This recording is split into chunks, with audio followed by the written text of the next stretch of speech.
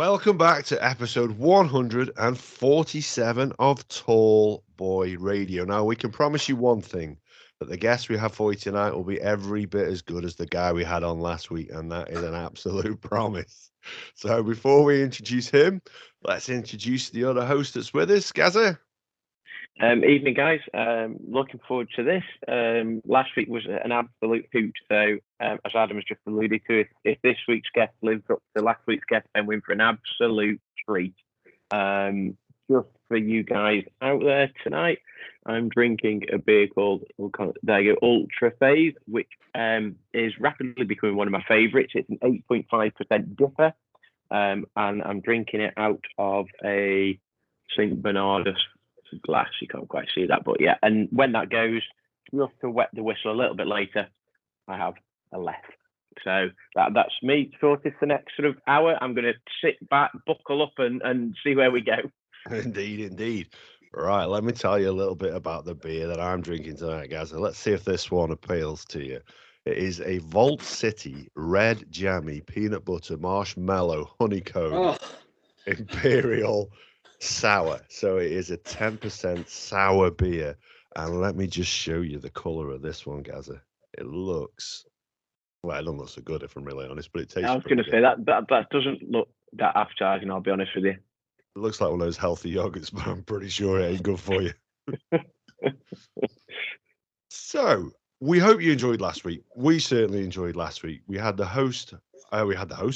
author of NYPD Through the Looking Glass on, and a number of other books, including the NYPD's Flying Circus. So yeah, he was good enough to join us last week. Even better, he's joining us again this week. So the least I could do was stick my hand in my pocket and pick up another one of his books, which will make excellent stocking fillers, as we said. Do you want to say hello, Vic? Guys, thank you so much for having me on your show. I do like between 5 and 10 interviews a week, and it was a blast. So I'm glad to be back. Oh no, we're glad to have you back. And the feedback that we've had of people, I've had a number of emails and a number of messages of people I know as well, telling me how much they enjoyed that episode, how much they laughed. And I'm glad. And basically, the general feedback was that is one guy we would like to go for a beer with and hear his story. It's funny because not necessarily going for a beer, but my daughter, who I sort of mentioned towards the back end, listened to it back. I said that Vic, you were on, and she was like, "Oh my god!" And then she listened to it back on YouTube on the Wednesday, and she quoted, she said, "Oh my god, he's my new favorite guy," and I was like, "That sounds cool." So yeah, she was an absolute massive fan, and loved your stories and stuff. So yeah, all good. So last time we had cat murder, blowjobs, public piss syndrome, amongst many other things. So we're looking forward to hear what we have tonight. Public pissing, I love it. So my first question for you then is, and this is an interesting thing about when people write books, they often get made into films and television series. You know, so would you really like to see that done with your books? That would be fantastic, wouldn't it? Oh yeah, are you kidding me? I'm hoping that somebody in Hollywood picks up my book and goes, "Who the fuck? Yeah, let's reach out to this guy." Yeah, and they'll option my book. You know what I mean? Oh, I would love every minute of that. It's I write in the end of one of my books. As much as I enjoy writing, it's like a double-edged sword putting yourself out there, because my books sell, but they sell more when I do these promotional, I go on shows and promotions, and like one of my biggest fears is like Oprah finds me interesting. You know what I mean? Like, I'm not looking to be the next Dr. Phil, Dr. Oz, or Dr. Vic, but I'll take the money. You know what I mean? That comes along with it. Absolutely, yeah, absolutely. So if it did get made then into a television series or a film, first of all, who would play you? And second of all, what would be the opening scene? I'm sure you'll have a story for that. I would like to have the actor Bobby Cannavale play me. He was in the movie The Irishman. He's a really good Italian-Cuban guy, very sarcastic. He's got that New York humor down pat, so I'd like him. I'd like Gary Oldman to play my lieutenant, if Gary's listening. Cheers. The opening scene, I think the opening scene is that story I told you guys last week about me sitting on the toilet and going into the next stall. I mean, how do you top that? I mean, it just, it's exciting. It's going to grab your attention. It's funny. You play some nice music in the background, something wild. And I think all my books, the stories in there, I'm always worried that someone's going to poach them and I'm going to see it in a movie and like, fuck. You know what I mean? Like someone ripped me off. Yeah, I guess that's the danger. Although they do say that imitation is one of the greatest forms of flattery. So, you'd take that, but the money would be nicer. Oh, yeah. definitely. Yeah. So tell us a little bit about then the premise for the 7th book that you're writing at the moment. Can you give us any stories out of that one? Well, the 7th book I'm writing right now, I'm probably about 180 pages in. I usually hit the cutoff point at about between 220 and 240, depending on how I'm rolling. Same as my other books. They're just short stories about my NYPD career. There's a lot of funny things in there. Oh God, you threw me a curve with that question because that was the last thing on my mind when I'm writing now. Like I got all these notes for all these stories. And you fucking threw me a curve. I'm like sitting there waiting for a fastball. You threw me a curve. It's like I'm playing baseball and you guys are playing cricket. Yeah, well, I prefer baseball to cricket, just for the record. Gaz, on the other hand, did play a little bit of cricket, but I did play a little bit of cricket, yeah. And I haven't ever played. Well, I have played baseball just like silly at school, but never seriously. So I have been to a baseball game though when we went to we went to watch the Yankees play. So that was all good when we were over in New York. So Mr. Judge was playing. He was it Aaron Judge. He's one of the guys over there. So we saw him. He was a big guy, the guy that everybody loved, sort of thing. So no, it's cool. It was a good game. Enjoyed it. You went to Yankee Stadium? Yeah. So my office, when I was in the auto crime division, was literally 7-8 blocks from Yankee Stadium. Oh. Yeah, okay. And you could tell it's a really nice neighborhood there, right? So like between my NYPD career, working down the block from there, and my friend's mother, who is in her 80s and still works for the New York Yankees, like since I was a little boy, I've never paid to see a Yankee game in my life. Like between working the World Series and getting tickets for my friends and my friend's mother, it's like the greatest thing in the world. I've never paid to see a Yankee game. But since I've moved down to Florida, I've lost all my superpowers. So now I got to pay like everybody else. Although I could hit her up for tickets if I really wanted to. Yeah, absolutely. Yeah, I've also been to Yankee Stadium, but I think guys, you went to the new one. It was the old one I went to. Yeah. So I was quite a few years ago when I went. Yeah. And I must admit, it is a great atmosphere in there. And although actually the tickets are relatively affordable to get in, I'll tell you that. The cost of the beer and stuff in there is a little bit more pricey. So last week then, getting in was fine, but once you're in, that's the issue. Yeah. So last week then, you trailed us. You trailed off with a little few stories there that you teased us with, and that we didn't hear afterwards. We did chat a little bit afterwards, didn't we? So you said you had some. This is an interesting one. Funny morgue stories. Oh, the morgue stories? Yeah. All right. You want to hear morgue stories? So in the police academy, right?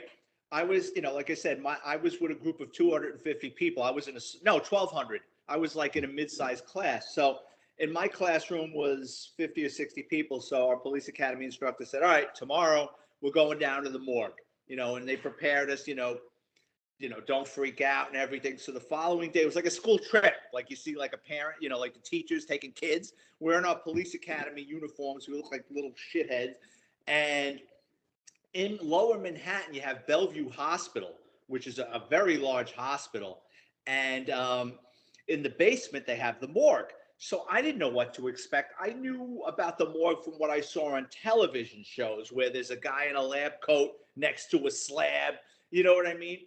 We go into the basement. Holy shit. It was like a Jiffy Lube oil change center. Like there was like 8-10 slabs in a row and they were cutting, man.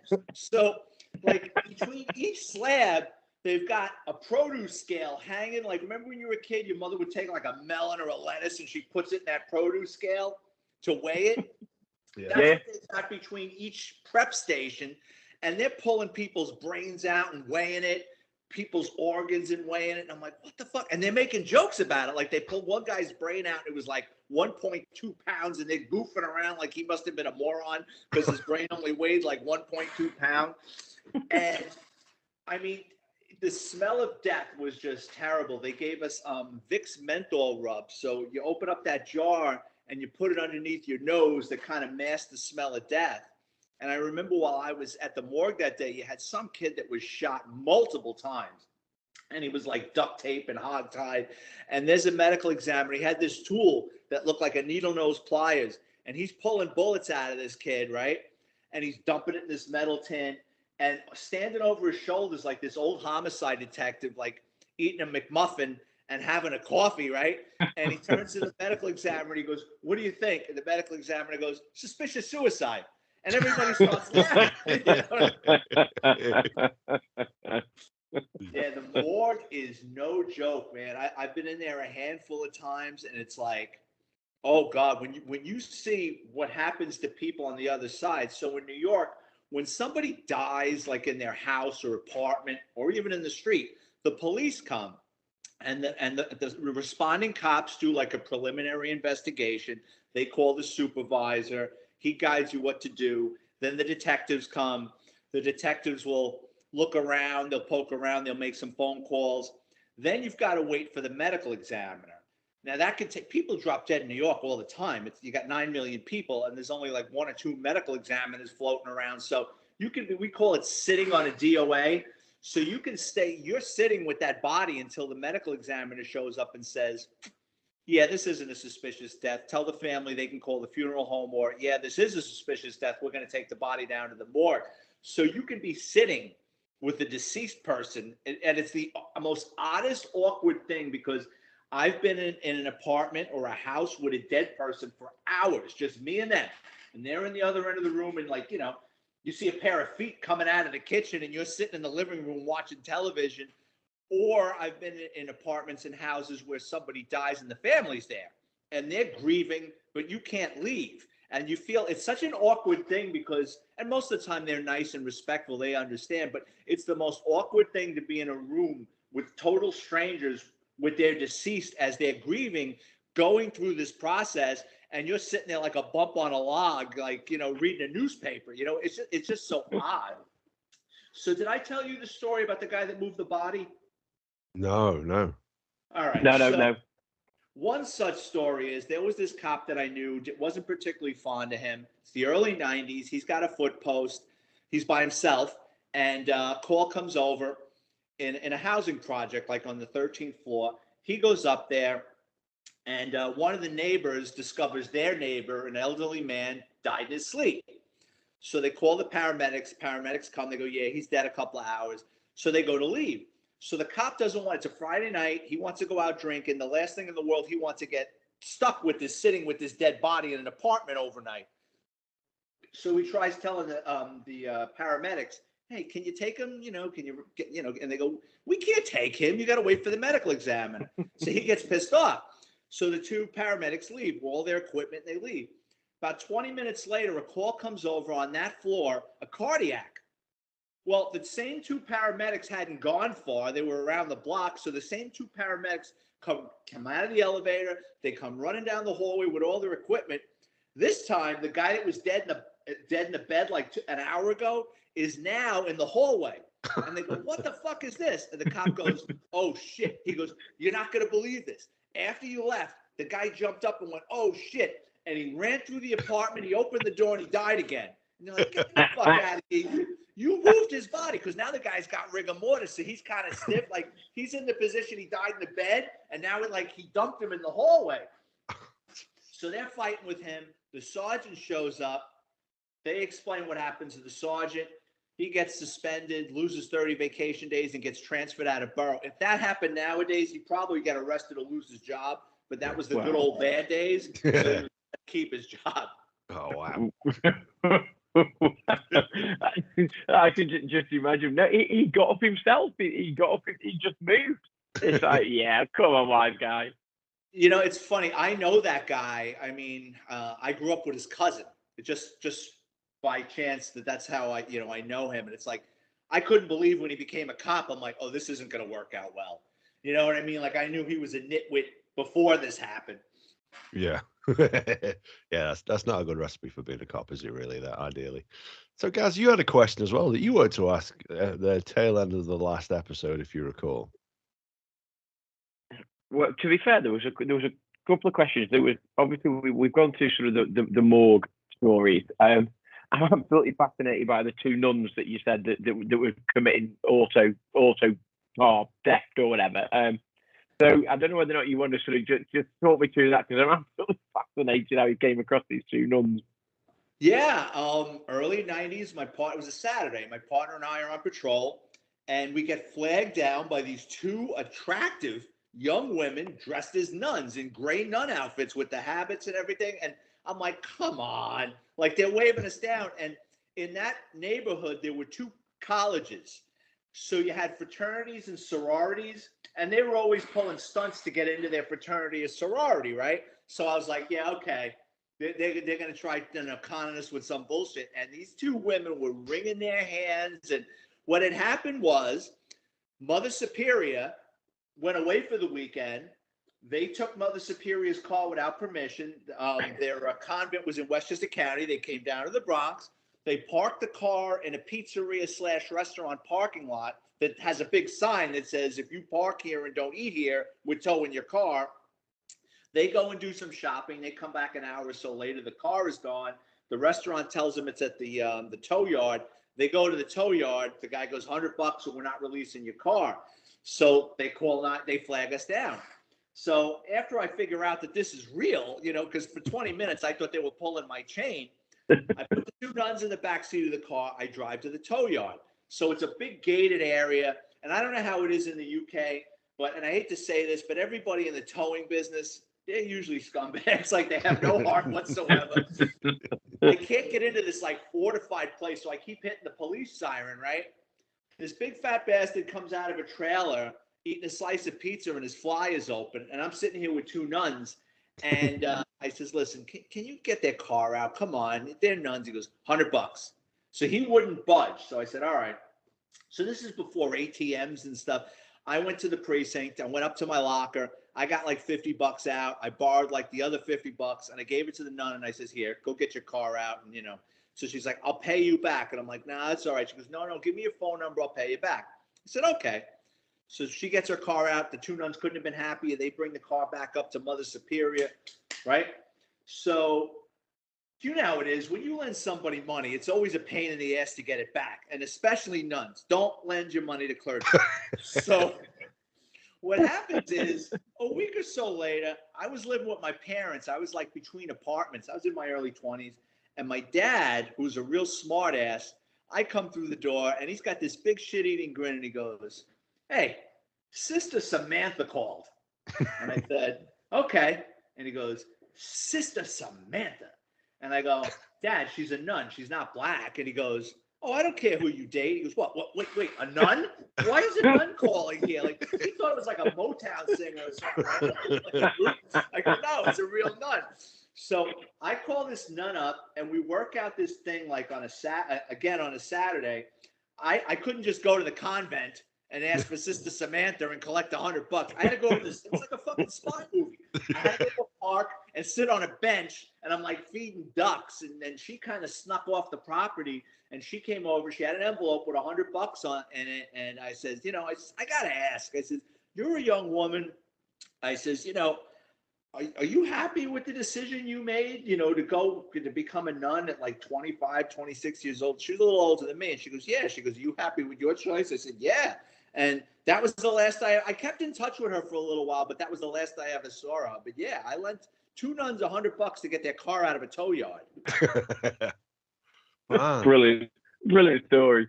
I tell you, if there's any serendipity in the world, those two nuns will listen to Tallboy Radio and hear that story and think, that's the guy. Or they left the order, they married the kids. Yeah. Well, hopefully so. Yeah.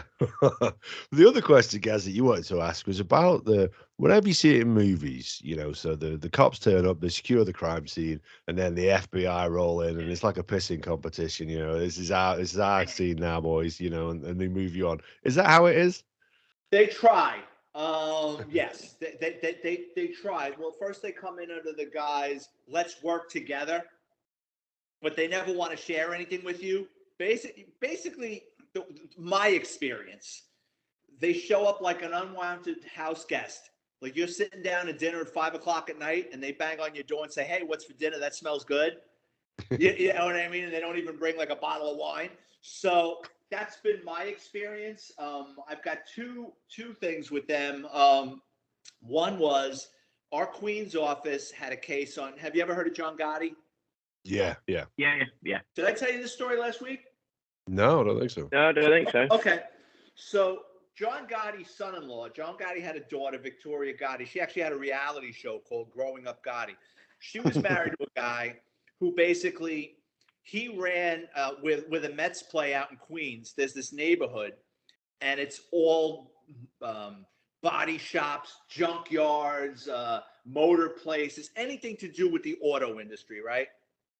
And for you to operate in that neighborhood, you got to pay him money.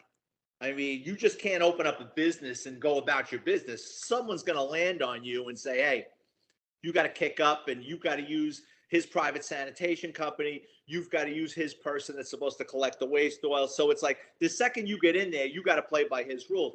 So what our Queens office did was they opened up a junkyard, and we filled it with cops, undercover cops, and we filled it with cars. And we were expecting, him to send a couple of goons over there to smack around our undercovers. Well, he shows up, and we couldn't believe it. Like, why the fuck would he come in here? Like, insulate yourself, man. But he shows up and starts telling us how it is. Oh, you can't come in here and do this shit. Don't you know who I am? And like, yeah, we know who you are. So literally, so over about a year and a half, right, we're paying him protection money. We're using his private sanitation company, which is a rigged bidding system. When in the United States, like when you dismantle a car, you got all the waste oils, right? Antifreeze, transmission fluid. They don't want it leaking into the ground. So you're supposed to have a company that comes and takes these waste oils. Well, there was a company coming around that would give you a receipt that they collected the waste oil. They didn't give a fuck if you drank it. You know what I mean? Like, they didn't give a shit. So our office was into him for about a year and a half. He had no idea. We were doing it with the Queens District Attorney's Office. And what winds up happening is probably about November or December, the FBI catches wind, and they go to the Queens District Attorney's Office and say, hey, we've got a tax evasion case on him too. Let's pool our resources and go after him together. Well, the Queens District Attorney's Office like, thanks, but no thanks. We've got this. We're going to wrap this up in a couple of months. We don't want, we don't want you stealing our thunder. Next thing you know, a story is leaked to the major newspapers that they have a tax case on him. So now all of a sudden he goes, oh shit, I got a problem. Now he starts getting people in line. He starts threatening people. You can get somebody killed that way, because anybody who he perceives as a weak link is going to get handled, either threatened, or in some cases, they can be murdered, right? If you don't think a guy is going to stand up, and there's this guy standing between you and 15 to 20 years, well, he's got to go. So the funny story is he owned the scrap metal processing place, and he called in two guys who I guess he thought might talk. And these guys had nothing they weren't cooperating, like, by the way. He calls them into his trailer, and while they're getting the shit kicked out of him and smacked around, he had his goons with the heavy equipment pick up their cars and crushed into fucking cubes, right? So after they got out of the trailer and caught a beating, they get their keys handed back to them, and their cars are about the size of this desk. They got crushed into fucking cubes. Jesus. So our office actually locked him up, and he got like 9 years. But yeah, there definitely there are pissing matches with different jurisdictions like that. Wow. Because you always think that kind of stuff. I'm sure it goes on, and there's going to be competition between the different places. But you always think it gets a little bit exaggerated just to make an extra storyline in the movie, don't you? Nope, it happened. No, it happened. That's crazy. I tell you, I've got a question for you, actually. It's not related to anything we talked about. It's something that I read online once. So if you're in the States and you get pulled over by the police, more often than not, is it true that you touch the rear light, one of the rear lights with your thumb, so that you're leaving a thumbprint on there where something bad to happen during that stop. Is that a true story? I've never heard that before, but I think what you're getting at is a lot of times what cops will do is when they pull a car over, they'll put their hand on the rear deck lid Right. of the car, or they'll give it a tap. And there's two reasons for that.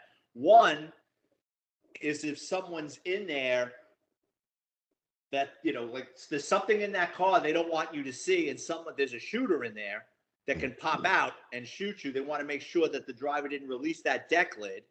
Two, give it a tap that if there's someone tied up back there and they hear a police radio and someone gives it a thump to start kicking, you know what I mean? Like start making a lot of noise. Yeah. But I've never heard that, but that does make a lot of sense as far as putting your prints on the car. Yeah. I forget where I read it. I'd never picked that story up, but it sort of makes sense that obviously, when you've seen a crime guys arrive and they do all the dusting, it's like, oh, there was this cop print on the rear light or whatever it may be. So it sort of makes sense. Yeah. Well, for the fingerprints, like, all right, so when they fingerprint a car, right, especially the interior of the car, it's very difficult. It can happen, but the old traditional pixie dust method that you see on television, it's very difficult to get a lift in the interior of a car because of the molded plastic. Yeah. The pixie dust usually won't pick it up. So what they do is they fumigate it. They, from what I remember, they take crazy glue and they put it in a dish and they put it inside the car and they roll up the windows. And those fumes will stick to the oils in your fingers and will bring up the lifts on a molded surface. Then they're able to photograph. Then they're able to photograph or lift because it's different than the traditional powder. Wow. But it fucks up the interior of the car. Oh, I can imagine. I hate to see that done in my car. I got two very young children, and they leave sticky prints all over. Don't get me wrong. It would be very easy to fingerprint my car. You don't need glue for that. Well, here's another thing then that you often get. Whenever you see some movie about cops, like you say, there's always your fat bastard cop, and there's the love of donuts. Is that a thing? Is that a true thing? All right, so there's a chapter in my book, NYPD Law and Disorder, called Sickness, Health, and Fat Bastards. And it's about overweight cops. It's about overweight cops and cops trying to game the system to get out on disability. The reason you see cops in donut places has nothing to do with the donuts, although they're all fat bastard cops, is the coffee. Right. So most coffee places like having cops in there because, especially in like rough neighborhoods, the drug dealers will hang out in there. You know what I mean? Because they can hang out and drink coffee and someone comes in, they can do a quick deal. And a lot of times these places, they're held hostage by the people that hang out in there. So if the cops are hanging out in there, then all bets are off. Especially at night, a lot of these places, they love it when the cops come in because they're not going to get fucked with. But cops drink a shitload of coffee, probably entirely too much. In that chapter, Sickness, Health, Fat Bastard, they'll tell you a funny story. So in the NYPD, there's 3 shifts in a precinct. I'm not talking about specialized units, but in a precinct, you have your midnights, your day shift, the evenings, right? And those cars run 24/7. Police cars run 24/7. It's not like you see down in Florida, different cops take the cars home. No, those cars go 24/7. So early in my career, I was doing 4 to 12s, and there were these 2 female cops that were obesely overweight. Both weighed well over 200 pounds, probably closer to 250 each, 500 tonnage, right? So we used to have the Chevy Caprices that had the bench seat. It wasn't bucket seats, it's a bench seat, right? So me and my partner would get their car from the day shift, right? They would throw us the keys, and you go in the back seat, and it was like a fucking who's who of where they spent the day. There was McDonald's bag, Dunkin' Donut bag, sandwich. I mean, these 2, in addition to being fat, they were pig. And they would eat this shit and just fucking toss it in the back seat. So you'd have to clean out the car after they got it done. But every time for whatever reason, we always got their car. Anytime a new car came in, within a week or a month, their weight would break the supports in the bench seats. So you go back. So you'd step on the gas and you'd go into the fucking back seat because their weight would break it. So I had to go to a local dairy and borrow a couple of milk crates. And I would shove the milk crates in the back seat of the police car. This way, me and my partner didn't like fly into the back seat if we stepped on the gas to go on a heavy call, right? And then if we made an arrest, we had to take the milk crates out and put them in the trunk and put the bad guys in there and then drive really slow that we didn't crash into the back bad guy. So anyway, these two women, they were a liability. I mean, grossly overweight. They barely got out of the car. And actually, their undoing was me. So one day, it was the end of our day shift. And for whatever, I know what it was. I had traffic court, so I did a day shift. And I was chasing a burglary suspect who went out a window, and I'm chasing him down Broadway, and I'm putting over his description. And as I'm chasing him, I see these two obese female cops from my precinct writing a parking ticket. And I see, as I'm chasing them, putting it over the radio, I see one of them turn the radio up because they hear it, right? She pretends like she doesn't see us. And the kid goes racing past them, and I go racing past them, and I curse at them, and I keep chasing the kid. I finally catch him. My partner shows up. We put him in the radio call. We bring him into the precinct. When they came into the precinct in front of the desk, I just start abusing them. Like, you two pieces of shit. You know, you couldn't have put your foot out. You couldn't have thrown your radio at him, like got in front of them. So the sergeant came over, and he's like, what's going on? And I explained it to him, and he goes, all right. And he separated them. So he took them out of a radio car and he put them on foot at opposite ends of the precinct, hoping it would motivate them to lose weight. And it didn't. But oh, bless him. Bless him. One of the things I wanted to ask was from Sickness, Health, and Fat Bastard. Yeah. Oh, go on. All right. So in the New York City Police Department, you have what's called unlimited sick. So you can call out 3 times a year and no one's going to bust your balls. So say I wake up with a sore throat, I'll call in and they'll put me on administrative sick or regular sick. And you can do that 3 times a year. And it could be from a couple of days. If it goes past that, they insist you come in and see a police surgeon, which is really a bullshit doctor who doesn't care. It's like an unpaid, like a paid sex worker, has no interest in you whatsoever. You can walk in there missing, like Monty Python when John Cleese gets his arm cut off. You go back to work. You know what I mean? Like, so there was this guy that we used to call him Vavoom because he was so loud. You could have 300 people in a bar, and you know this motherfucker was in there the second you walked in, like you could hear him. And he would always open his mouth and not know what was going on. Like one time at a Christmas party, he's standing next to some cop he doesn't even know, and he's commenting about a female cop, and he's like, wow, she's really hot. Too bad she's a lesbian because I'd really like to hook up with her. She's talking to the guy. He's talking to the woman's brother. Like he always get the shit kicked out of him. So he was a drunk. He would always call in sick. Well, if you call in sick more than 3 times a year, they put you in a special program, which means they can show up at your house. And if they show up at your house while you're out sick and you're not home, you lose 30 vacation days. They put you on a year of probation. So anybody that goes more than sick, you stay in your fucking house and answer the phone. It's a heavy hit. Well, this cop Vavoom lives 70 miles in upstate New York. He figured they're never going to fucking check on me. Goes out, gets hungover, goes sick, right? So now it's in the afternoon. He's starting to feel a little better. He's like, you know what? I'm going to go down to the pub and have a couple of cocktails. He goes to the local bar 70 miles from New York where he lives, right? He's having a couple of drinks. Some guy walks into the bar dressed in business casual. The guy's got cop written all over him. Anyone would notice this but him. The guy's holding a folder, right?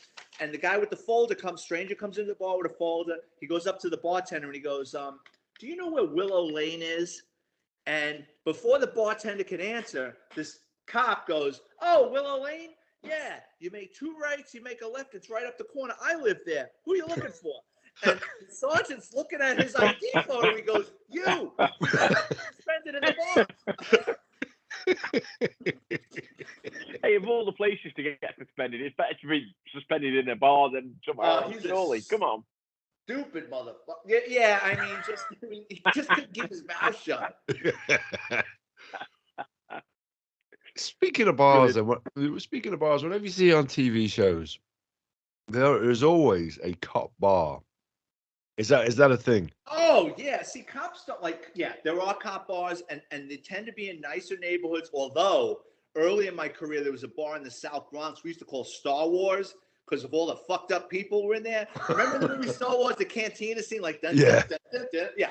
There was pimps, hoes, fucking people on methadone, like nodding out on the bar. Yeah, there was a couple of those, right? There was another bar. There was a big moose head above it. Everybody would shoot into the moose head.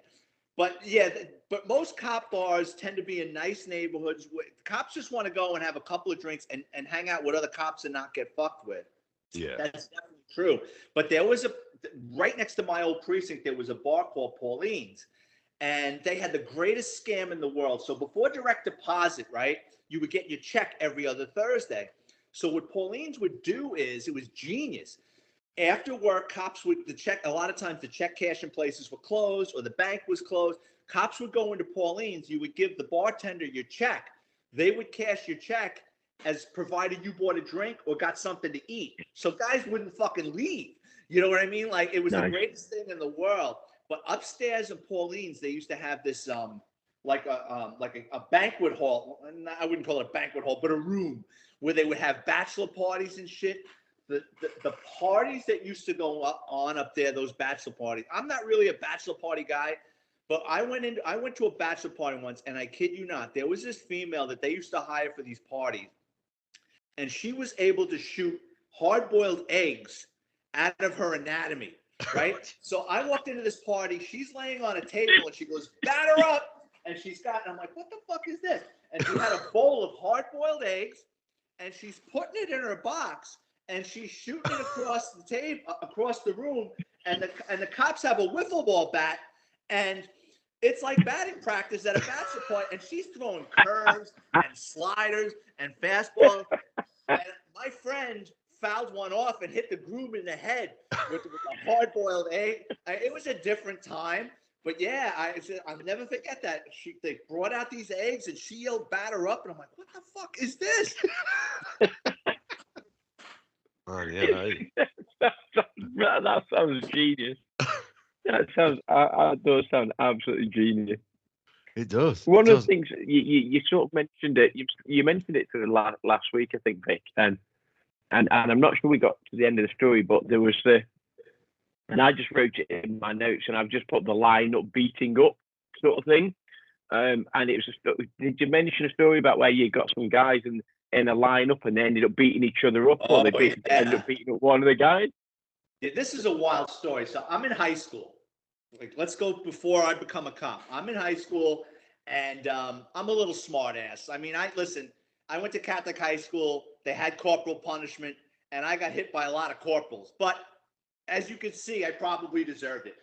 So I was fucking around in class one day, and this English teacher bitch slapped me in front of everybody, and I was like a junior or a senior, and I was mad. Like, I really wanted to hit him, and I said, "Nah, let it go."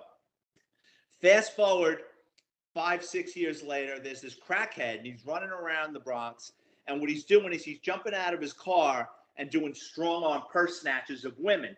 And each time he's doing one of these robberies, it's getting more and more violent. Like, he punched one woman in the face, another woman didn't let go of her bag, and he dragged her. So it's getting more and more violent. So we had the license plate number of the car. So my partner and I are driving around the precinct. We see the car parked in a short stay motel parking lot. So when he comes out, we fucking grab him. We bring him into the precinct, and he's like this fucking troll character. He's got like the meth mouth, fucking hair is crazy, and he keeps yelling, like, we're abusing him, laughing at him. He's like, "This isn't funny." I'm like, fuck up, right? So it's a Saturday night. When you've got to do lineups, they like the detectives to do this, right? And this is early in my career. So we brought him over to Bronx Homicide, where seasoned detectives, in theory, would do the lineups, right? We get there, we get to Bronx Homicide. Oh, so I'm calling the victims up and telling them to go to Bronx Homicide. I go to one house, and it's my high school English teacher, the guy that bitch slapped me. His wife's a victim, right? And now he's a Bible-beating Christian holy roller, and it's like, "Have you read the good book?" I'm like, "Yeah, I have. Thanks, but I got to get your wife down to view this lineup," right? And he's just being a pain in the ass. We get everybody down to Bronx Homicide. typical Bronx fashion. There's like 5 homicides that night. There's no detectives to be found. So if we don't do these lineups in a couple of hours, we got to cut this guy loose. So my partner goes, what are we going to do? I says, I'll find fillers. So I needed 5 white males that were fucked up looking because he's fucked up looking. You can't put like a professor with a pipe, you know what I mean, in a lineup. You know what I mean? It's kind of got to be a white male, same age, you know what I mean? Glasses, no glasses, right? So I says, I know where I'll go. I went to this bar on Fordham Road and I pulled 5 Hall of Fame drunks out of this loser bar. Like, who wants to make 20 bucks? Come on, motherfucker. I was like a Hollywood talent agent. Nope. I pulled 5 drunks out. They smell. I throw them. We had like this big Ford LTD. I drive them to the precinct, right? And these are rough guys. Like, these are construction workers, right? So the lineup goes like this. There's 5 or 6 spots, and they all sit down in a chair, and each one of them has a piece of paper with a number in it. So this way, when the person comes in on the other side of the glass, can go number 5, right? So I tell the bad guy, I go, where do you want to sit? He goes, number 2. I go, all right, have a seat. So he sits down, right? So before you know it, there's some static between the scumbag and the fillers. Like, they're arguing. And I'm like, guys, I'm giving you 20 bucks. Shut the fuck up, right? So my partner's in there with them, and I'm dealing with the victims, right? So one by one, I'm bringing them in. The woman comes in. She looks number 2, right? First 3 or 4 lineups go without a hitch. The last lineup is my high school teacher and his wife, right? This is when things get weird. So before that lineup, the bad guy turns around and says he wants to change his spot in the batting order. He goes, I don't want to be number 2 anymore. I want to be number 5. I said, all right, be number 5. So he gets up with his number. He walks over to the guy sitting in number 5 seat. He goes, and he throws him the card with number 2 on it. He goes, get up, I'm sitting there. The construction worker gets up and goes, how about I knock out what's fucking left of your teeth? And I'm like, boy, calm down, right? So they switch, right? They switch. I bring the victim in. Now my partner's in there with them. I'm in the other side of the glass. And I go, okay, is there somebody you see in there? And if you do recognize somebody, where do you know them from? And she looks fucking right at number 5. She's staring at him. All she's got to say is number 5. He's the guy that robbed me. We're done, right? She starts crying.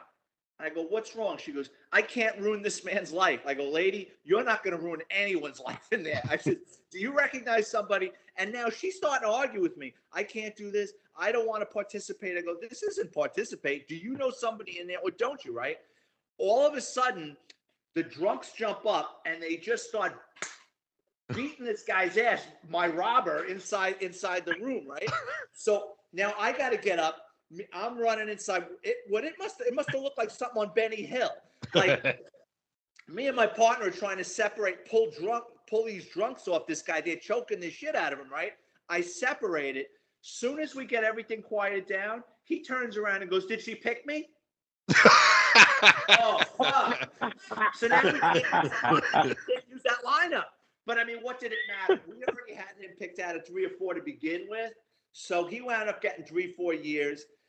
My high school English teacher kept trying to get me to become a Jehovah's Witness, and I was like, no thanks. So that's a story from my book, The NYPD's Flying Circus. Well, I shall definitely look forward to reading that one. But thank you. No worries.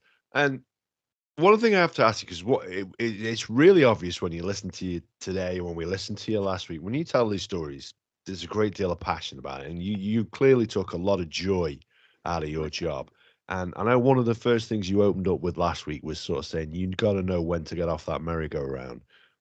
Is there any little bit of you that would like to just go out there one last time and experience those things?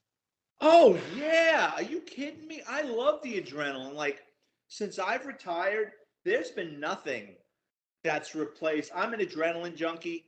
I'm not somebody that's going to jump out of a fucking plane. I'm not crazy or go running with the bulls. You know what I mean? Like, I enjoy getting into car chases. I enjoyed bailing out of a car and chasing somebody and putting it over the radio or looking for the bad guy. There's been nothing in my life that has replaced that. And I'm disappointed by that. The one thing that I still get adrenaline, like I play softball on Tuesday nights. The only thing close is when I'm up at bat and I drill a ball out of the infield. And now it's like, am I going for a single? Am I going for a double? You know what I mean? That's the closest, and it's not even. It's like drinking Diet Pepsi. You know what I mean when you want a Pepsi.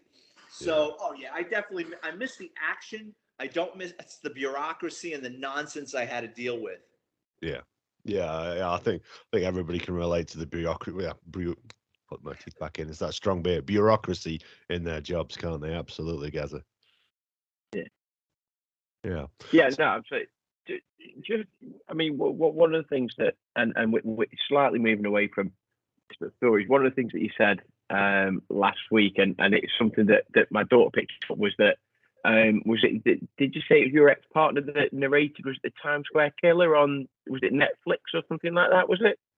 Yeah, my old partner worked in Bronx Homicide for like over 20 years, and Netflix approached him. He never worked on that case. Like that case occurred. Because that was what I was going to ask. I was going to say, were you or him actually involved in that? That was going to be my right. That guy was apprehended either before I was hired or shortly thereafter, and I was a minion at the time. I wasn't a detective yet. No, but my old partner had so much experience with homicide that Netflix, or a company that did business with Netflix, asked him to narrate it. So he's sitting behind a desk and he's explaining how a criminal homicide works, and he worked on serial killers in the NYPD. He worked on cold cases with serial killers, so he was able, to give his guidance, and he narrates the show. Right. Yeah. Funnily enough, after you said that, I had to dip into Netflix and give that a watch, because I'd seen it pop up on the recommendations for you, because I watch a lot of true crime stories. Did you watch it? Yeah, I've watched. We watched about 2 or 3 episodes of it. I think I've got a couple left to watch. But yeah, really good. Really good. Dude, when I was a kid, we used to go down to Times Square, right? So that place, as you saw on television, right? That place was a fucking like Calcutta. Like anything goes. So for a 13, 14-year-old boy, like we used to go down there to try to get fake IDs, fireworks. Like they had like the what do you call those things? Chukka stars and nunchucks. Like everything a 14-year-old shouldn't have was down there, including sex shop. So what we would do is we'd pull our money together, right? We'd get on the train, and if we went down there with like 3 or 4 of us, we'd inevitably get robbed. And then we'd go back up to the Bronx with no money, or sometimes our ass kicked. Then we would go down there sometimes with like 10 or 12 of us. And, the cops aren't stupid. You see 10, 12 white kids pop up out of the train like, come here. Where are you from? Pelham Bay. Get back on that fucking train and go back to Pelham Bay. So... yeah, we didn't have much luck going down there, but that was the Wild West when we were kids. See, I've been to Times Square since, and to see it on that TV show, it was very, very different back then, wasn't it? Oh, it was bad. So you got to remember, like, all right, so before Times Square was a shithole, right? That whole area was movie theaters, and it goes back to vaudeville. Like big theaters and shows and playhouses. And then it kind of fell into despair. And what wound up happening was the mafia bought up a lot of those properties or rented them and put in X-rated movies. Then from X-rated movies, it went into sex shops. Then it went into like live sex shows. And then that brings an element. It brings a criminal element, right? So then you got horny men that want to go there. Then you got people preying on them.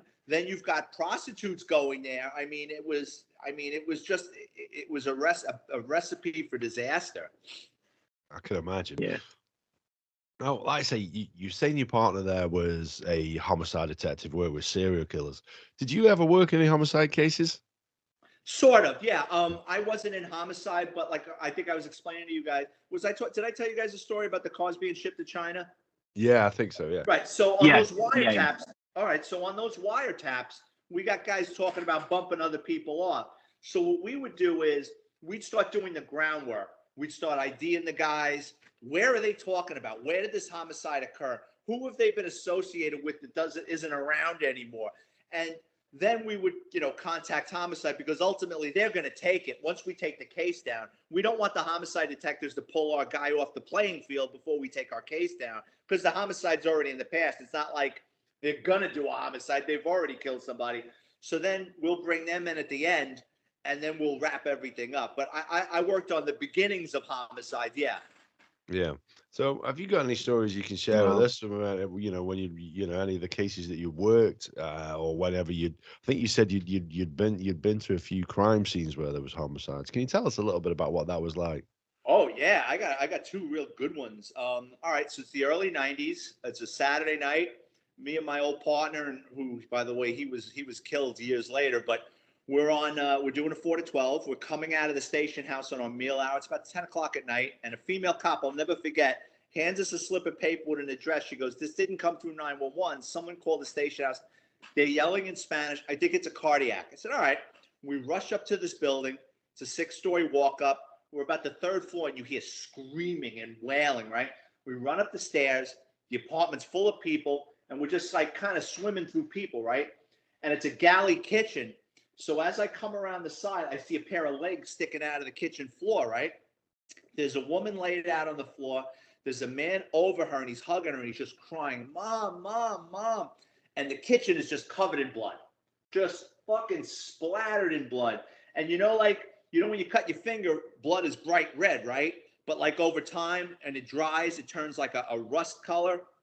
So the blood was dry over time. So we knew she had been there several hours. So I tell the young man, get up. And she's laying on the floor and she's just stabbed multiple times, right? So the boy the guy that's on top of her is his mother, the son. And I bring him into the living room. And, I'm not putting the screws to him. I'm just asking him simple questions like, when was the last time you saw your mother? And he goes from being hysterical to all of a sudden now he's measuring his questions. So I go, when was the last time you saw your mother? When was the last time I saw my mother? About an hour, 3 hours ago. So every question I ask him, he starts repeating the question. He's buying time, right? So as you start looking around the apartment's been ransacked, right? Just everything's pulled apart. But then the closer you look, it's staged.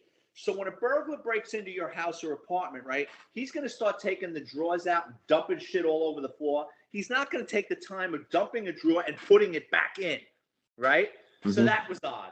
Then you had the contents of her bag was dumped upside down and put right side up next to it. Usually they dump the bag and fucking toss it. It's right side up. And the credit cards was sitting right there. This is the early 90s before anybody knew you could track credit cards. That would have been the first thing they would have taken, right? So this isn't adding up.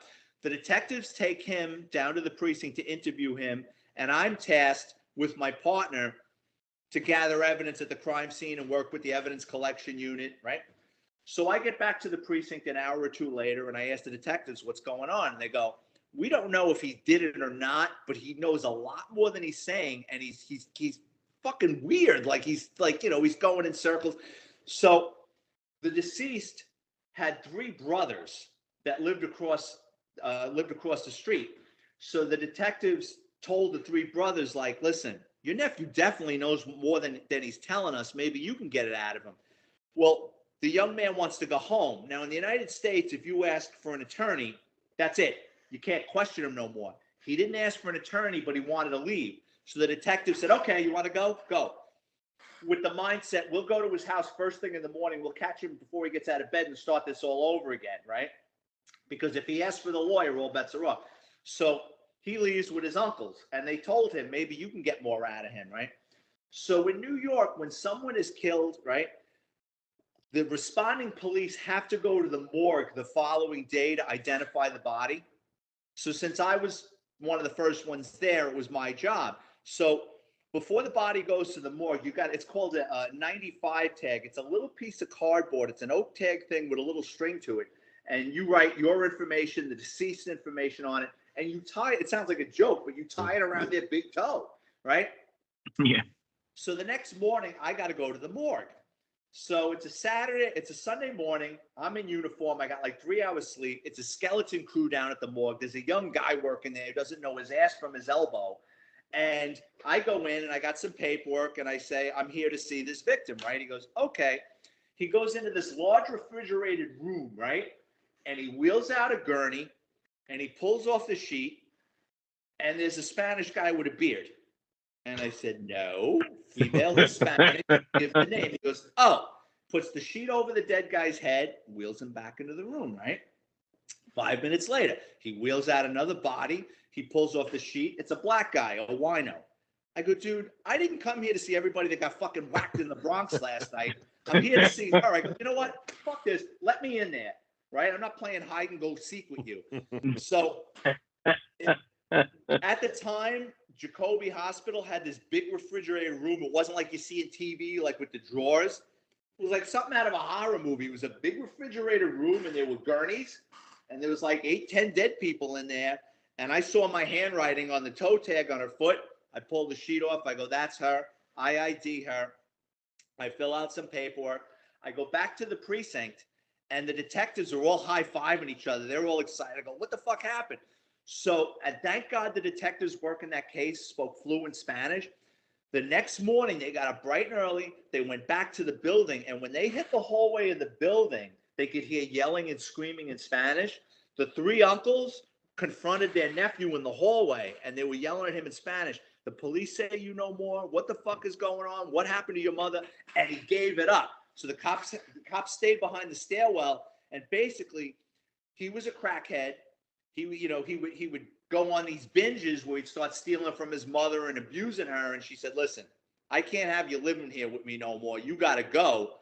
I don't want you in the house anymore. He took the carving knife, stabbed her to death, right? Took a shower, took the murder weapon and the bloody clothes. He put it in a garbage bag, and he leaves the apartment, and he leaves the door ajar, hoping that while he's gone, one of the neighbors will come in and discover her, right? He comes back 3 hours later. No one walks into the apartment. Now he's like, fuck, because now people have seen him come back and forth. He can't keep coming back and leaving, right? So that's when he picks up the phone and he starts making phone calls. He calls his uncles, then he calls the police station, and that's what got the ball rolling. And I just checked, he's still in jail, and that happened in like 1994. So we're going on close to 30 years, and he should stay there for the rest of his life. Yeah. Wow. I'm sorry, I was just going back to, you've obviously, we've loved you having you on the last sort of couple of weeks, and you've got loads and loads of stories. And so if one of the big companies in America, whether Netflix or NBC or whoever it may be, if they approached you and sort of said, right, Vic, come on, we want you to do a cop series, a true crime series, or whatever, what would that look like? Would it literally be the stories from your book? Is that what it would look like? Would it be something else? Yeah, I mean, I would love that, and it could go either way. I mean, I could do a humorous show showing, the humanity and behind the scenes funny stuff that goes on, and I've got tons of dark stories too. I mean, it just would. Oh, give me the dark story! Come on, dude, give us a dark story, dude. You want another dark story? Oh, I love a dark story. Yeah, absolutely. Why not? All right. Well, but let's back up. The cop that I was working with that night, he later died. Probably about 2 years later, unfortunately. He was working with another guy, and they go on a domestic. And I don't remember if a guy threw a mirror at them or a mirror broke in the apartment. But when they went to arrest this guy, the guy that I worked with that night slipped and fell, and a shard of glass caught him in the femoral artery, and he died that night. Like they couldn't save him. He almost bled out, and then he was going into heart attacks and strokes. And really, and the guy's name was Vinny Gadis. Really a good kid. He died, well before he should have, and it's a sad story. But a couple of years before that, so 4 to 12, I was working with another cop. It was like a Tuesday night, very slow, raining out, and a domestic violence call comes over. So the dispatcher gives it to one car, and again, it's a slow night. So another car says, you know what, we'll back him. We're going to go, right? So then the dispatcher comes over about 30 seconds later and raises that unit and says, I'm getting multiple phone calls on this. She goes, I'm getting like 10 different phone calls on this from different places. So now there's something going on, right? When every neighbor in the building is calling up. So now we're backing. So now it's 3 cars coming, right? So the responding cops get to this building. It was like three-story garden apartments. They pulled up to the side of the building. They didn't pull up to the front. And it was raining out. When they got out of the car, they could hear screaming coming out of a window. And when you're young, like most cops would have just ran around to the side and gone up the stairs. These guys were in their early 20s. They said, you know what, let's go up the fire escape. Why they did it to this day, I don't know, but they did. So they climb up the fire escape. When they get up to the second or third story window, they look in the window. There's a woman laid out on the floor, and there's a guy over her with a butcher knife, and he's basically decapitating her. Shit. So they get on the radio and they're like, Central, he's fucking cutting her head off. Get the fucking cavalry here. So now everybody's flying, right? Everybody's like, now, fucking, in the rain, like guys are wiping out trying to get there, right? We pull up to the front of the building. So me and my partner pull up with another sector car. So we're the first two that arrive at the front door of the building. We pull up, we start running up the stairs, and this teenage boy is like 12, 13. He's running down the stairs, and he's like, he's killing my mother. He's killing my mother, right? As we're coming up the stairs, we hear boom, boom, boom, boom, like 6, 7, 8 shots go off, right? So now we're pounding on the door. We're trying to kick in the door, and it gets quiet for a second, and then we hear our two coworkers. They're in the apartment now, and they're screaming, don't shoot, don't fucking shoot, and they're telling us their names. You know what I mean? Because they don't want to get hit with friendly fire in case one of us panic and start firing through the door, right? So they opened the door, and it was like something out of the fucking Twilight Zone, because the first thing I noticed when I walked into the apartment was they shot him like 6, 7 times. It looked like someone lit a pack of firecrackers off in the apartment because all that gunpowder, right? So you got like a cloud of fireworks going on there. As you start walking around the floor, my feet are sticking to the floor because there's so much fucking blood. Like, it's just like, it's like stepping in paint. You're like, stop. It's like, gush, gush, gush. This motherfucker, so before he killed his girlfriend, he took a hammer and broke every fucking thing in that apartment. The toilet, the stove, the walls, the countertop. Like, he was going to hell, and he did not care, right? Broke everything in the apartment. She's laid out on the floor, and I'll never forget, there was like he basically cracked her skull that it looked like it was going in. And I mean, on television, when people die with their eyes closed, they look peaceful. The look of horror on this woman's face, I will never forget. This is missing, right? So she's got a hole in her head. This is missing. And just, I mean, the amount of blood. And he's dead. He's in the next room. So what happened was my two coworkers were pounding on the window. The guy stopped what he was doing and goes, oh, you want some of this? Grabs the knife, comes over to the window, throws open the window, and he starts swinging at them out the window with the carving knife. So back then we had 38 caliber revolvers, which I know we go with 9mm now. It's a faster round, but 38 packs a fucking punch, especially up close and personal. So you got two guys with 38, 6 shots each. They unloaded into him. He goes flying back into the apartment. And what my friend told me was, he goes, it was like slow motion. He goes back with the knife in his hand, and he hit the floor like square backwards. And when he hit, the knife came out of his hand and went into the next room. And my buddy was in shock. He goes, all I could think of was, they're going to find this guy with no knife and think that we shot it on our man. I go, dude, you are good. You know what I mean? Like, it's so obvious what the fucking guy was doing. That's what he's like. They're going to think I shot it on our man. I go, dude, you are good. Don't even fucking give that a second thought.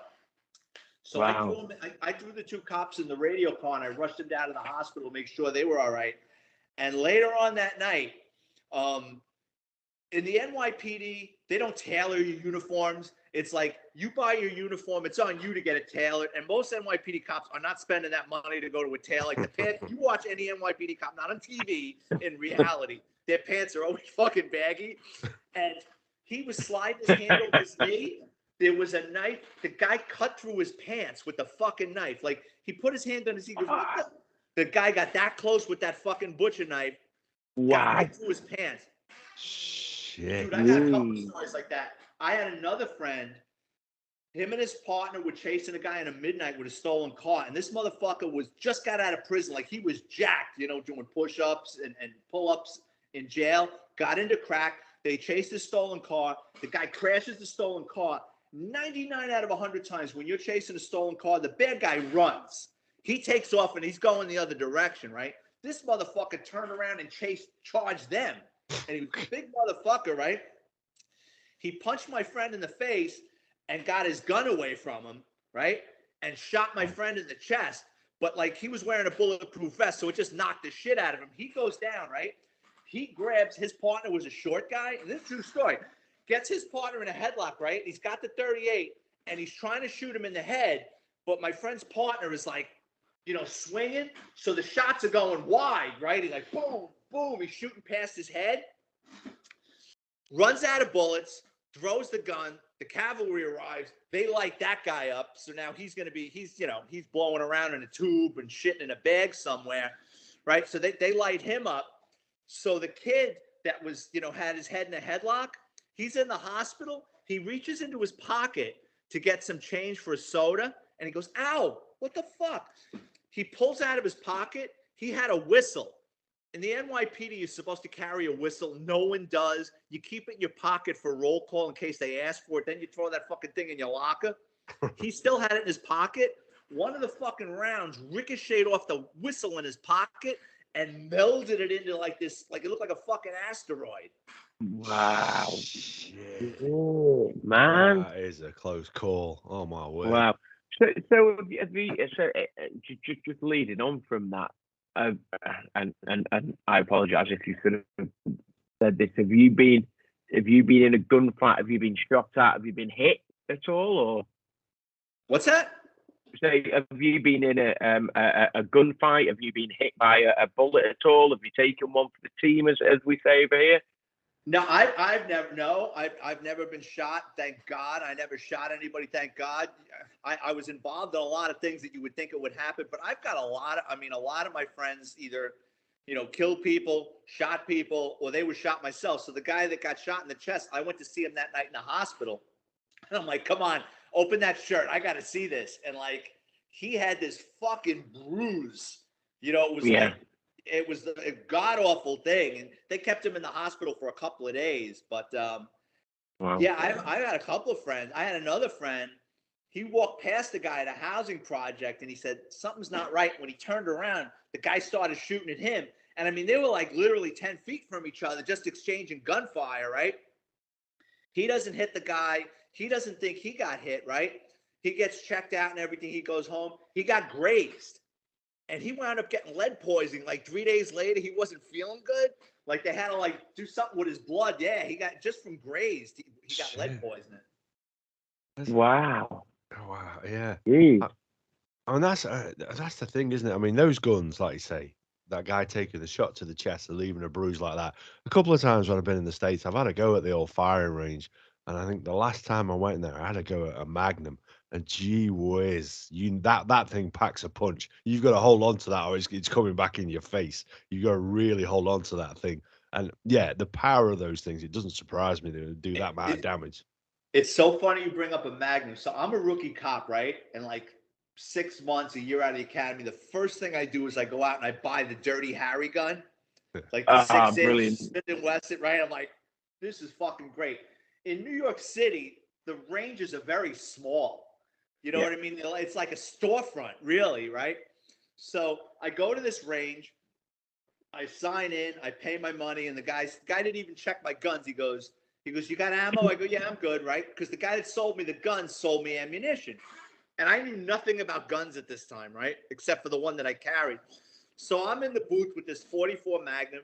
My friend gave me this fucking, it's like hunting bear ammunition, right? It's not like for target practice. This is like for fucking killing a bear. And I'm like, kaboom, kaboom. And there's like fucking flames coming out of the gun. And I hear pounding on the booth in back of me. And I'm wearing the earphones and I'm hearing, stop, fucking stop. And I'm like, what? I put the gun down. I take the thing off. He goes, what are you trying to fucking do? And I go, what are you talking about? He goes, let me see that ammunition. He goes, what are you trying to kill the Chinese guys around the block? He goes, I don't have the padding for that. He goes, you're fucking shooting my wall. Well, I've got to tell you a story. The first time that we went to the gun range, I went with my. Please tell me the story that I think you're gonna tell. So yeah. It was me and my wife and my brother and his wife. So we went to the shooting range and we picked a couple of guns. I think we picked like a Walther PPK. Being British, obviously, we've got to have the James Bond gun. And 380. and the other gun, it was like one as you fire, it kicks back, shoots out the shell. Now, anybody who's fired a firearm knows one thing: that shell comes out really, really hot, doesn't it? Yeah. Yes. So my brother's wife fires it. It pops straight into her cleavage. You know what I mean? So she, honestly, you know what? So she's dancing around trying to get this thing out with a loaded gun in her hand, and turn around. Literally, this thing is pointing at my brother's stomach. You know, I mean, unfortunately he's a care worker, so he's had to disable a few people. So he just goes into work mode and grabs a hand, gets his hand on the weapon, pushes it away. So he was fine. I got all this on video. Meanwhile, the guy who was supposed to be showing us is too busy flirting with my wife and showing her how to shoot. You know what I mean? He didn't even know what was going on behind him. Honestly, it's terrifying.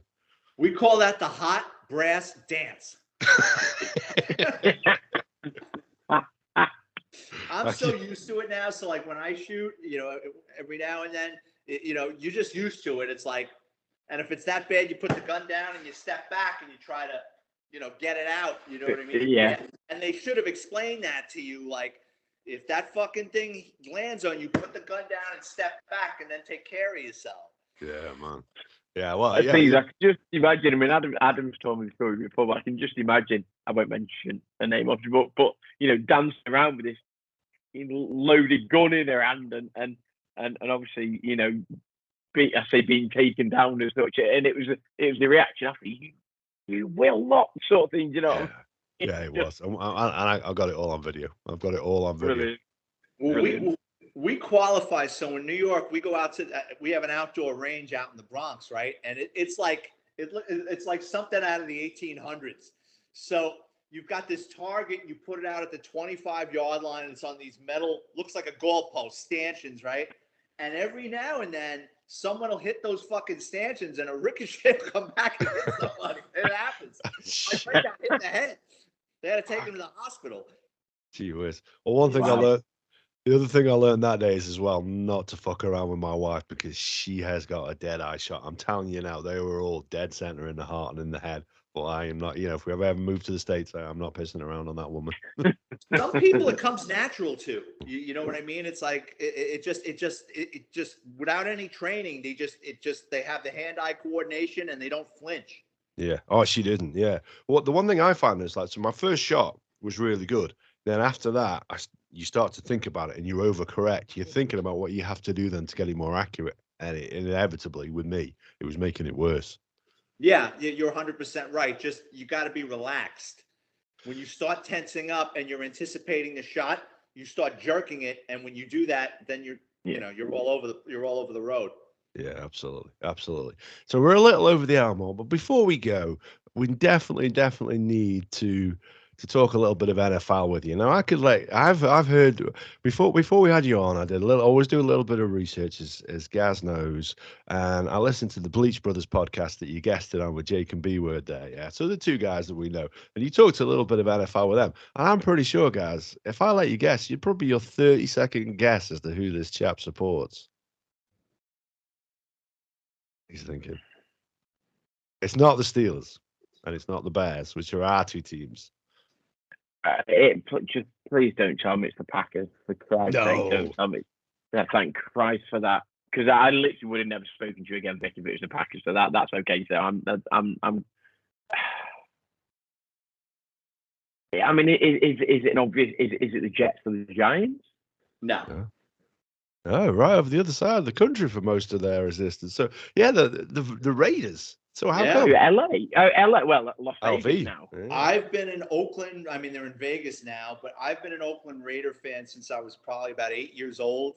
We didn't have any money when I was a kid, and my mother got these two sweatshirts or pullovers, on sale, and one was the Cleveland Browns, and I'm like, what the fuck is this? And then the other one, the Oakland Raiders with the guy with the eye patch. And I said, I like that one. And my grandfather, who I worshipped and was a sports guy, goes, oh, they're a good team. And he explained to me, they were like a renegade team, and Al Davis, the story behind it. So I've followed the Raiders since I was a little boy. When I was like 12, we were in California. I begged my parents to take me to the training camp. I live and die with the Raiders. How long have you been following the Steelers? I've been following, I don't know, quite a few years now. Quite a few years. Like, so we first got into American football when it first started showing over here in the mid '80s. So, but it was probably, I would say, probably late '90s when I really got serious and started following the Steelers. I met Franco. You know who Franco Harris is, right? I do. Yeah. I met Franco Harris, who's like, Franco Harris takes up a doorway. Like he's a mountain of a man. I'm not talking fat. He's just a big guy. Like he comes through a doorway. It's like, oh shit, there's not even light behind him. You know what I mean? And I met him. I was working security at this event, and I told him I was a Raider fan, and I go, you know the question, right? He starts laughing. I go, did you touch that? Did you catch that ball clean? And he just smiled and he wouldn't answer. I'm like, motherfucker. Listen, I've seen that immaculate reception many, many times. It looked to me like he caught it nice. Yeah. Listen, the Steelers were no joke back in the day. There's such a unlike my team, there's such a well-run organization. They draft well. They don't make knee-jerk decisions. They've had, in my lifetime, 3 excellent coaches, right? So Chuck Noll, Cowher, and this guy Tomlin is awesome. Yeah. You know, so the Raiders, I mean, I live and die with him, and I always say, like, it's like a bad relationship. Like, fuck these guys. I'm not going to watch them next week, and I guarantee you I'll be in front of the TV next week, you know what I mean, and watch them lose again. Yeah. Wow. Yeah, welcome to my world. Yeah, exactly. Although we have a bright spark in Justin Fields, who I think is going to be a phenomenal quarterback, given the right system and the right playbook and the right weapons down the field and all of that. And if you just give him the ball and let him go and express himself, I think he could be as good as he wants to be. But unfortunately, at the moment, the Bears are just on the. We're slowly getting better from being fantastic when I first started watching them in the mid '80s and late '80s, and then we've had some horrendous years. Just like, although we did get to a Super Bowl, and we had Rex Grossman as quarterback. So you know that says something about it. Our defense was pretty good that year. That's all I can say.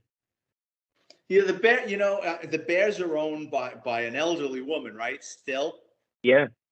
So I mean, it just depends on ownership, and can they, it's ownership. It's the general manager they hire. Do they meddle behind the scenes like the Raiders? Yeah. I don't think the owners, this Mark Davis, I don't think he really meddles much. His father would pull the strings, tell the coaches who he wants to play, who he doesn't want to play. I don't know with the Bears, the dynamic there. The Steelers, I know they let their staff run that team. They don't get involved. Yeah. And it's funny because myself and Adam talk. Obviously, we talk a lot about NFL, and actually, Mike Tomlin has done, standing from afar, has done a phenomenal job with the Steelers, just in terms of the egos he's had to manage, the ups and downs. He's obviously gone through the Roethlisberger, and he's managed Big Ben, and he's managed,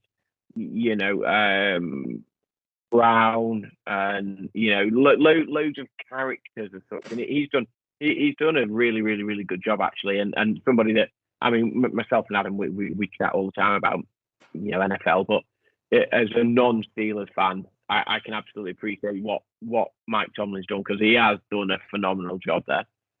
The Steelers have screwed the Raiders over in the last 5 years, right? So first, they trade us Martavius Bryant for a number 3 and a number 5 draft pick. Martavius Bryant plays, I think, a game for us, and now is out of the NFL.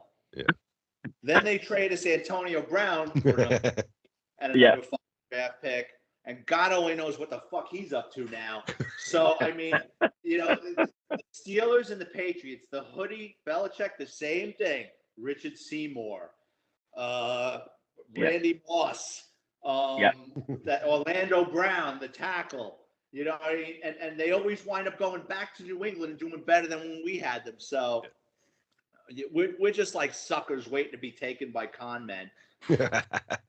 Absolutely. Now, like I say, we're over the hour mark. But before we go, we're on the run up to Christmas now. Do you have any humorous Christmas stories you can share with us before you go? Yeah, I got a funny Christmas story. So in the NYPD, two things. You're not supposed to be drinking, touching alcohol, around alcohol, and you're not supposed to be Christmas shopping, right? They don't want you doing that shit. Actually, the NYPD, just before, about this time of year, they start what's called the Holiday Integrity Program.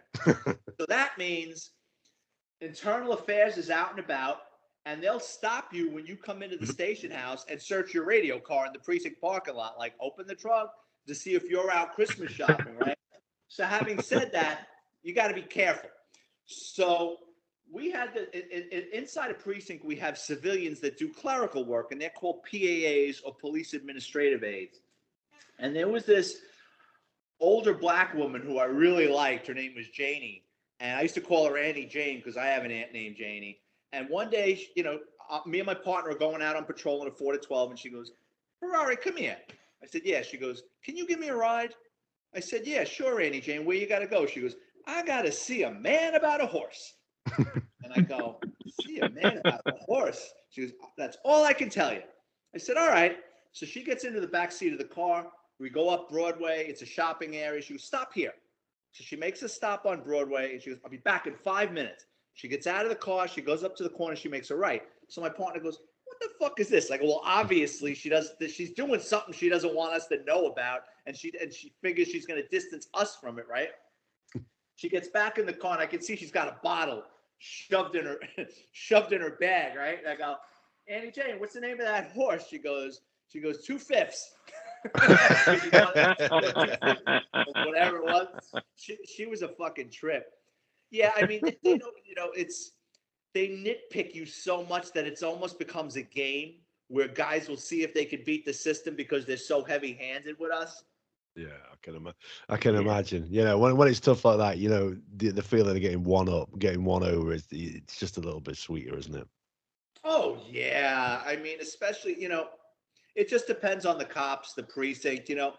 The busier the precinct, the more the antics are going on. The slower the precinct, the cops tend to be more rule followers and afraid of their own shadow. It just depends on the precinct. I can imagine. Right. I mean, that we're a little bit over the hour mark now, but I think it was worth listening to those stories because we don't really want to let you go if we're honest. But I do need to give a little shout out to our sponsors, Ollie's. So if you want your olives, your nuts, your pretzels, or your chocolate covered pretzels, head along to ollies-ollies.com. And if you use the promo code TallBoyRadio, all one word, all capitals, and you have to be based in the UK when you do that, you'll get a 20% discount off your order. And with every order placed on their website, they donate a school meal to a child in need with the help of One Feeds Two. So it's a worthy cause as well as you getting your snacks to go along with your beer. And speaking of beer, I've got to tell you, dude, this red jammy peanut butter marshmallow honeycomb imperial sour, and that is a mouthful to say, is an absolute gem. I'll just give a shout out to the Bottle Stop in Cheadle, which is where I picked these beers up. When I was chatting to the guy there, I promised I'd give them a mention on the podcast.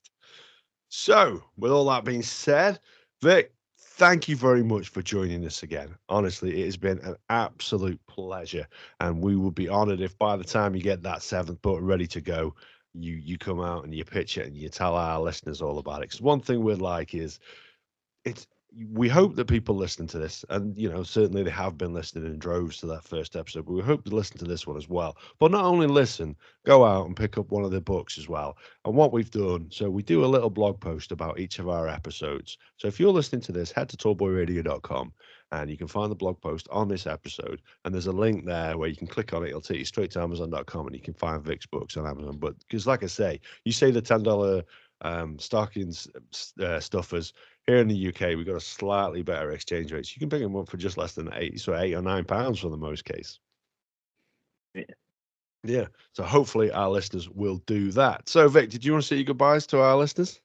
Thank you so much, my friends across the pond. I enjoy coming on your show. You guys are great. Merry Christmas if I don't talk to you before then. And, I'd love to come back anytime you want me on. Oh, absolutely. We'll definitely have you back again when we get there. Oh, 100%. I loved last week. I've thoroughly enjoyed this week. If I'm honest, Vic, I could probably listen to you talk most weeks.